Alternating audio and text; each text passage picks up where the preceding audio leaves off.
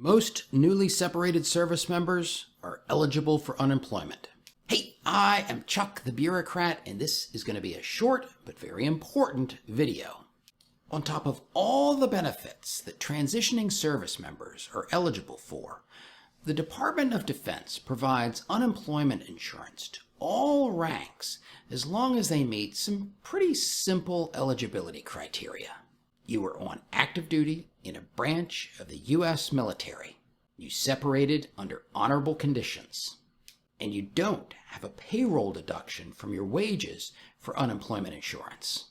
Now, there is one little catch with this whole situation, and that is that unemployment insurance is managed at the state level, not the federal. That means that the amount of your benefits, their duration, and the specific rules that apply for eligibility, only your state unemployment office can answer those questions. If we take as an example California, they provide a maximum weekly benefit of $450 for up to 26 weeks. Of course, California also has a long list of administrative details that you have to provide in order to become eligible for this benefit. And California bases the start of your benefits on the date when you initiated your claim. I make this point because in most cases, you're going to need a copy of your DD-214 to prove that you separated from the military in order to complete your claim. Of course, the military is not going to give you your copy of your certificate of release or discharge from active duty until you actually separate. So the smart thing to do, well, at least in California, is to initiate your claim before you separate and then finish it once you have your DD-214 in hand. But so what? I mean, why does this really matter? Well, it goes beyond just taking advantage of all the benefits you possibly can.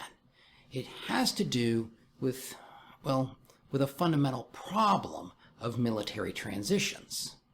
And that is that it's often difficult to line up your military departure with whatever's coming next for you, whether that's school or work or what have you. Often, there is a significant gap between the day that you finally throw your boots over the power line and the day you show up for your next great adventure. Not only can unemployment insurance fill that gap, but it can also help make sure that you actually do successfully get to that next great step. There's an old joke about Tarzan's Rule for career progression that goes, don't let go of one vine before you have a firm grasp on the next vine. Quitting a job without having that next job lined up, that is risky.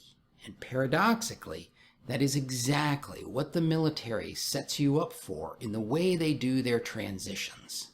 And unemployment is the way that the military mitigates that risk.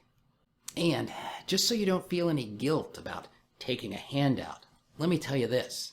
In the Pentagon, when we build the budget, we account for unemployment insurance as part of your pay. When Congress asks the Secretary of the Navy how much the average sailor costs, he includes the cost of unemployment insurance because, well, it's a cost of how we operate the military. So, if you are leaving the military without a retirement, make sure that you submit a claim for unemployment insurance and make sure you talk to a veteran support officer to get your VA disability claim moving forward smoothly.